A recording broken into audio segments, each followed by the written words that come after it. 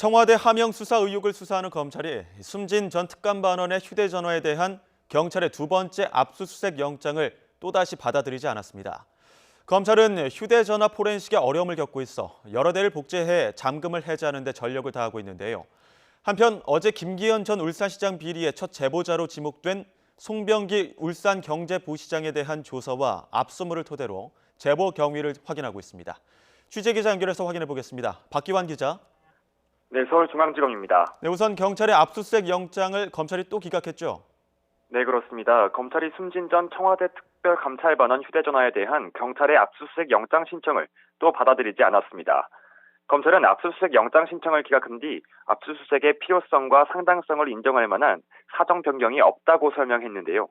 이에 대해 경찰은 사망 경위 규명에 차질을 빚게 돼 유감스럽다며 법적 제도적으로 가능한 모든 수사 절차를 검토하겠다는 입장을 내놨습니다. 앞서 검찰이 숨진 A 수사관의 휴대전화를 압수수색해 가져간 뒤 경찰은 사망 경위 규명을 위해 한 차례 압수수색 영장을 신청했지만 검찰은 받아들이지 않았는데요.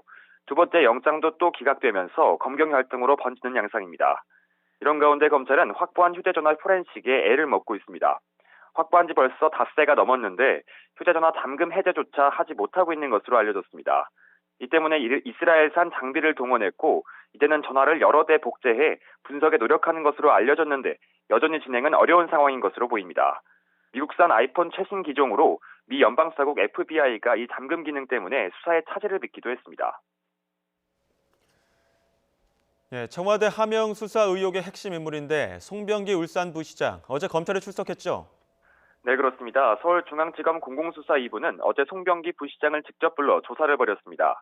검찰은 김기현 전 울산시장 측근 비리에 대해 입수한 경위부터 청와대에 제보하게 된 과정, 그리고 경찰 수사 단계까지 모두 살펴본 것으로 알려졌습니다. 어젯밤 11시쯤 조사를 마친 송 부시장은 조서를 열람하고 새벽쯤 취재진을 피해 검찰청사를 빠져나갔습니다. 어제 검찰은 송 부시장의 자택과 울산시청 집무실, 그리고 관용 차량을 압수수색하기도 했는데요. 어제 검찰은 송 부시장을 상대로 실제 지방선거를 앞두고 제보를 하게 된 경위를 집중 조사한 것으로 보입니다. 송철호 현 울산시장의 최측근인 송 부시장은 지난해 선거 캠프에서 활동하면서 경찰 수사 과정에도 협조한 것으로 알려졌습니다. 검찰은 6.13 지방선거를 몇 달 남겨두지 않은 시점이었던 만큼 제보부터 경찰 조사까지 상대 진영에 영향을 주기 위한 것이 아니었는지 의심하고 있습니다. 또 이번 수사의 핵심인 청와대의 해명에 대한 진실 규명에도 나섰는데요. 앞서 청와대는 SNS로 제보를 받았다고 밝혔지만 송 부시장은 청와대 직원이 먼저 관련 정보를 물어봐서 김 전 시장 비리 사건을 이야기했다고 설명했습니다. 하나의 진실을 두고 입장이 배치되는 상황입니다. 검찰은 우선 이번 주말 송 부시장의 자택 등에서 확보한 압수물과 조서 분석에 집중할 것으로 보입니다. 이후 송철호 울산시장을 불러 송 부시장의 제보를 알고 있었는지 등을 조사할 것으로 예상됩니다. 지금까지 서울중앙지검에서 YTN 박현입니다.